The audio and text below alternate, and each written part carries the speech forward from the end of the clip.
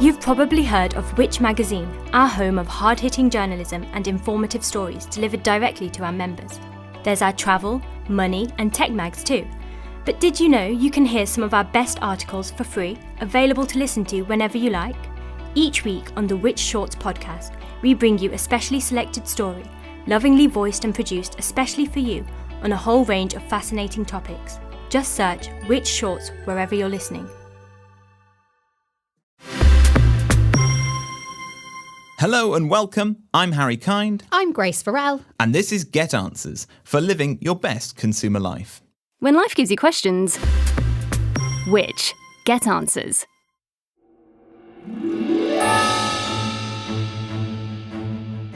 This week on the podcast, we're doing things a little bit differently. With Christmas fast approaching, we're going to snuggle up by the fire for a good old-fashioned story, namely how we here at Which came to be and how we've worked tirelessly to get answers for over 60 years. We'll return to normal service here on the podcast after Christmas, but today we'll hear how the organisation started life in a garage in East London in the 1950s.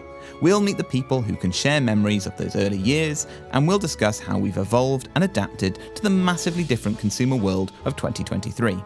We should also say hello to our Which Money and Which Shorts podcast listeners who might be listening to us here on Get Answers for the first time. Welcome, Lucia and Rob send their love. First off, Grace, you've not quite been here since 1957, but you've covered a lot of topics. Is there anything that stands out as kind of peak Which for you? Yeah, I was trying to think how long I have been here, and I think it will be around 6 years in January. So quite a long time. Not quite, 50, 60 years.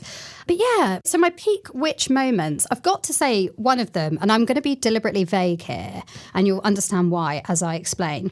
But I once did undercover filming, because we had reason to believe that there were bad practices going on by a certain business. And so to prove that, we went undercover filming. And I really felt like, wow, this is a very grown-up, adult, real-life, hardcore journalism situation. And it was thrilling, but a bit scary. Did you have a character? Yeah. Honestly, mental. And then also, I've got another one. Oh, when was it? About 3 years ago, we did an investigation into unsafe Christmas lights. Yes. Because you could pick up lots of sort of unbranded Christmas lights from online marketplaces. You still can. Yes, I was just going to say, you probably still can. And we found that they had various sort of electrical faults. And so to demonstrate how unsafe they would be, we went to, I think it was Reading Fire Station, and they let us set fire to a Christmas tree in their sort of safe environment. I think that is classic Which, really is. Well, we're joined by someone who lives and breathes classic Which. She's our recommended best buy when it comes to bosses. It's Chief Exec of Which, Anabel Holt. Hello, Anabel. Hello, Harry. Hello, Grace. Thank you for coming into the studio. It's so fantastic to have you here. Firstly, how would you describe the purpose of Which? So the way I think about the purpose of Which is just to make life simpler, fairer and safer for consumers. Simple as that. And before we go into the history, what have we been doing to fulfil that purpose, just in the last few weeks? So kind of two things, a really good way of describing what Which does is we're helping people navigate around Black Friday and a winter well spent. That's one bit of what we do. And then the other thing that we've been really challenging on is on the Right to Connect campaign, which is highlighting the unfair and unpredictable practice of price hikes mid-contract for telecoms providers. I think if you said any of those words to the people who founded Which, they wouldn't understand a single one of them. It just shows how up to date we have to keep, don't we?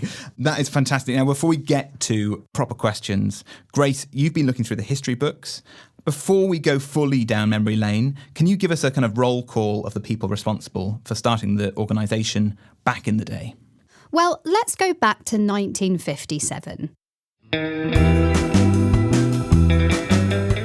It's only 12 years since the war ended, and that post-war economy where people were still on rations and didn't really have much at all, it's giving way to a more consumer-focused society. So there's a bit more money going around, and there are more products, appliances, cars, that kind of thing. There's more stuff available to buy in shops.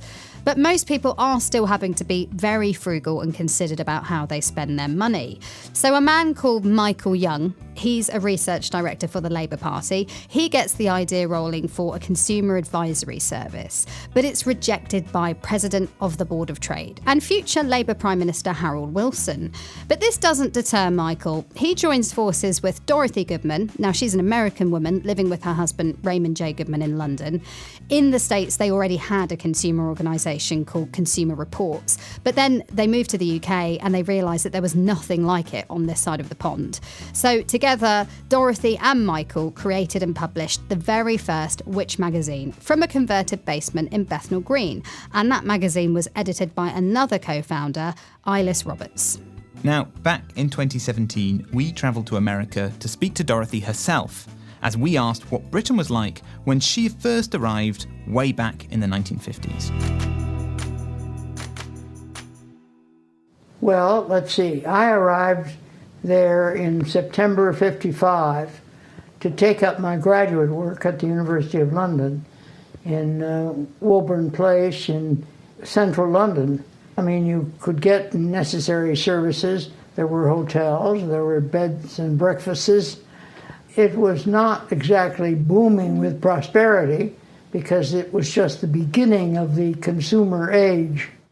Well, earlier this year, Dorothy sadly passed away at 97 after a lifetime of hugely influential advocacy and educating. Our producer Rob was lucky enough to spend time with her daughter Harriet, who shared her memories of her mother's determination to start the first consumer organisation here in the UK. Starting with that story, Mum and Dad get married in December of 1953. And then they went about buying a house in Canterbury. So they had about 6 months first in the little bungalow. So it was kind of right. We need to redecorate. We need to install central heating in the new house we're buying. So where's Consumer Reports? Which to her seemed like a completely obvious question. She assumed there would be something like that here. And he said, don't know what you mean, doesn't exist. And she said, well, we have to found it. Just love that attitude. It really shows what a driven woman Dorothy was. Yeah, absolutely can do, isn't it? It really is. But what happened next? How did we get from an idea to that first edition of Which? Here's what Dorothy's daughter told us. From early 54, which is the time, as I say, post-marriage, and they're sort of setting up house, and they're trying to redecorate. There is a letter where she says, I'm going blue in the face, trying to find information about paints. So they're trying to, repaint their hall. And she just can't find. She thinks this is the sort of thing she thinks she would have been able to look up in Consumer Reports. And then there's several letters over the next several months to a year where she's talking about toying with the idea of founding a British CU, which she calls it Consumers Union. My brother came along, this wonderful artifact. It's to her family, the Brookholes family, her parents, in Carmel, California, where they'd retired. And it arrived there on the 23rd of January, 1956. My mother's birthday was the 15th of January, and she was turning 30. So she's thanking them for their congratulations. Dear all, fourth decade, yes, alas, sad but true. And then she goes on, as R says, Ray, my father, I'm now the present generation, no longer the coming one, depressingly laden with responsibilities. But nonetheless, I suppose, a challenge, exclamation point. Anyway, we celebrated the day by launching a British Consumers Union. That is, we had a meeting here of about 16 people seriously concerned with getting one going, and we planned to try to produce a mimeograph news sheet starting in about a month, with each person, or rather couple, covering a pet peeve. We shall do central heating, the Slosses are to do diapers and electric razors, etc. It's amazing to get an insight into what things were like, as you say, back at the very, very start. And from what I understand, the testing, say, for some of these products wasn't as rigorous and scientific as it is now. Exactly. For instance, they'd had an episode in their back garden. By this time, they're in Canonbury in Alwyn Villas, trying to test. I thought it was washing powder, but I found a letter that says scouring powder, which makes more sense. It's fine. And they're trying to weigh it out in the Slosses baby scales. And of course, it keeps flying around. They're trying to figure out how much scouring powder does it take to do a decent job on the kitchen sink or whatever it might be. And they thought, oh, this is hopeless. We can't really say, this amount is going to equate. So what the strategy then shifted for that first mimeograph edition, which was let's collate all the information. There is information out there on different kinds of things, but it's in very different places, trade journals, presumably, or just other particular interest groups, pulling it into one mimeograph sheet, put that out as a prototype, which they presented at some parliamentary committee meetings. And then it was a whole other year before the first actual printed magazine you have a copy of upstairs on the wall, wonderfully, came out. What an absolutely incredible life. I love that vision of testing the scouring powder. It's crazy when you think of what they started with, because you think of how much stuff we buy and how many things which covers. And it's like, how do you think of those first few products to test? And I love that scouring powder was one of them. I guess it's easier when pretty much everything was being rationed at the time. Yes, true. And Anabel, let me bring you back in here. You also met Harriet Goodman when she visited a few months ago. What stood out to you about her mother?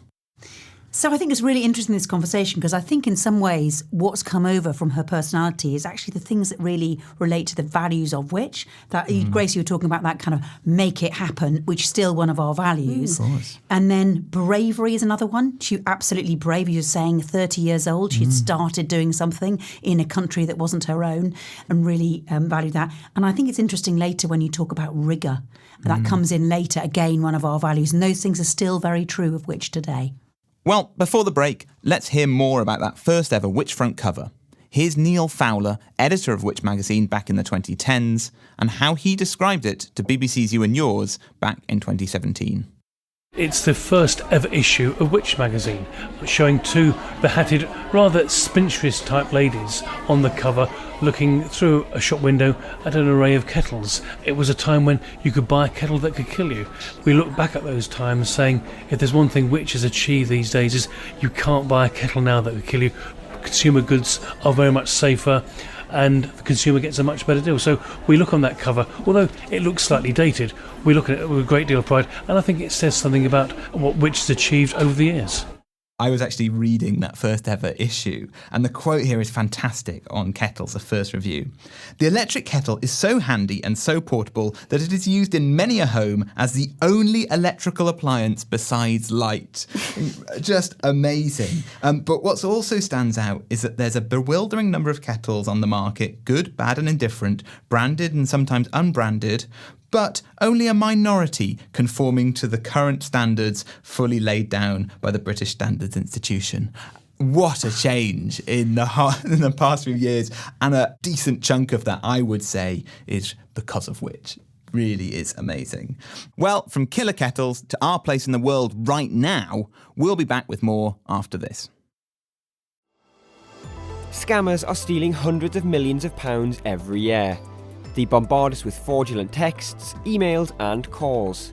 And what's more, their tactics are getting increasingly sinister. To keep across the latest scams, sign up to our free Scam Alert service to help you stay ahead of the latest scams and protect yourself. Go to which.co.uk/scamalert-newsletter. That's which.co.uk/scamalert-newsletter. Thank you.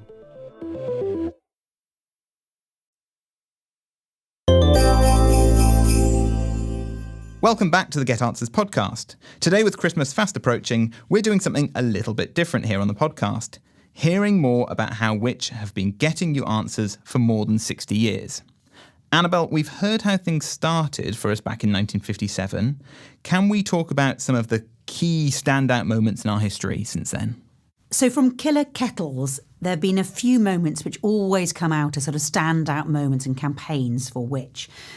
I think the first one I'd like to mention is lead-free paint in toys. During the 1960s, the Consumers Association called for lead-free paint in toys in a demand that was finally met in 1967.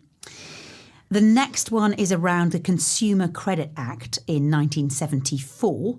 Again, we were at the forefront of this campaign to make sure that people who lent money or provided credit actually had to state the true rate of interest, the APR you now see whenever you look at credit deals. Aha, so we had a role in that person at the very end of a credit card advert saying APR variable. Absolutely, absolutely. And then the other one, which I think is totally amazing, is in 1983, only in 1983, did it become mandatory to wear a seat belt in the front of your car. And the rear passengers followed in 1987. Again, which campaigned for this introduction and has, of course, saved thousands of lives. It is incredible to think. I think there's so many parts of that consumers now, we take for granted and we just assume it was always there and it just magically appeared somehow. But actually it was fought for, wasn't it? Yeah. Well, it makes me think about our work that we've done recently with the online safety bill. And how I think in years to come we'll probably have similar conversations where we'll say, I can't believe that these tech corporations weren't more responsible for what was happening on their platforms. And people will probably take it for granted. But if it wasn't for all the campaigning work that we've done, who knows where we'd be. Yeah, there was a time when you had lead in toys and scam ads on Facebook. And now, hopefully moving away from the latter. Yeah. On the present day, Anabel, how would you describe our role now? Because, a lot of people, especially when you talk to them, say, what do you do? Say, oh, we're Which. They say, oh, you're the product review people. That's understandable because we do so much of that. But there's so much more that we do, isn't there? Absolutely. There is so much more to us than product reviews. You say it's an important part of what we do. There's so much more. I guess how I like to think about it is we are the home of everyday advice for consumers. Might be that product review, but it also might be free advice about how to manage your money during the cost of living crisis. Indeed, we've had 21 million unique views on our cost of living hub in the last 18 months. Or indeed our scams newsletter. We've got 500,000 people signed up now to protect themselves from scams. But alongside this, we also continue to campaign on key issues as that kind of voice for consumers. And where we sort of challenge businesses and policymakers just to make things safer online. And we press for new laws, just as you've been saying, Grace, making reimbursement mandatory for scam victims, banning paid for scam adverts. None of this would have happened without Which.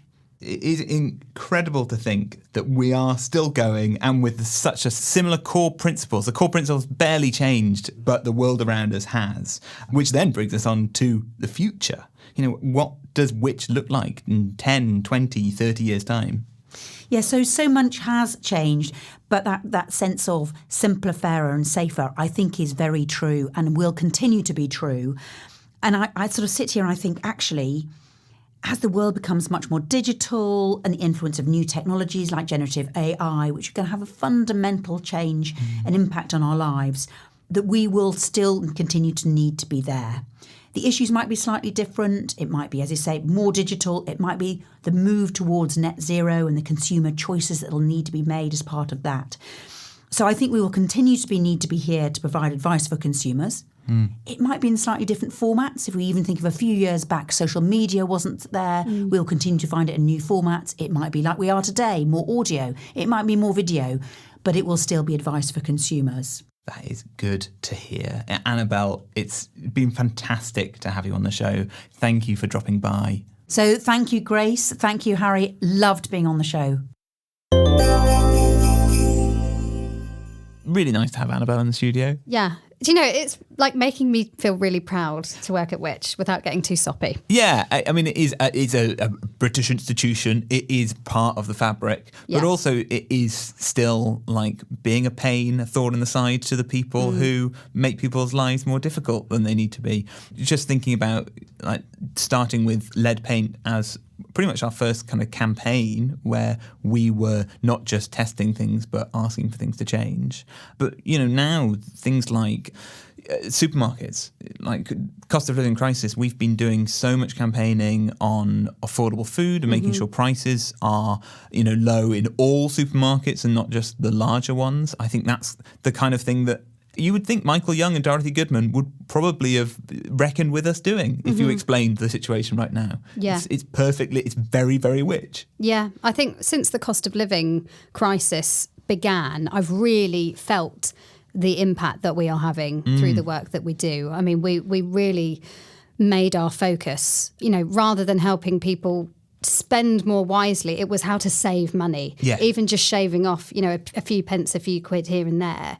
It's been really the focus of what we've been doing. And I know that it's just been helping so many people. Yeah, and some of our campaigns, access to cash and the freedom to pay with cash was such a big campaign for us. We had really actually made legislation, and that's been so important for people who have mobility and accessibility issues in places where they don't want to have to rely on a PIN card reader that you can't see, or having to ask someone else to go and get cash from a nearby town for you. It's diversifying the consumer market and making sure that every kind of consumer has access to everyday advice. And I think it's about making it simpler, fairer and safer for all consumers. That means different things for different people, but which is there for all of them. Well, that's it for this episode and indeed this year of our new fortnightly Get Answers podcast. The new year is just around the corner, and we'd like you to get in touch with suggestions for the kind of things you'd like to get answers on. So send us an email at podcast@which.co.uk or give us a shout out on our social channels @whichuk. And if you could give us a rating and/or a review, that would be amazing. Doing that really helps us reach more people.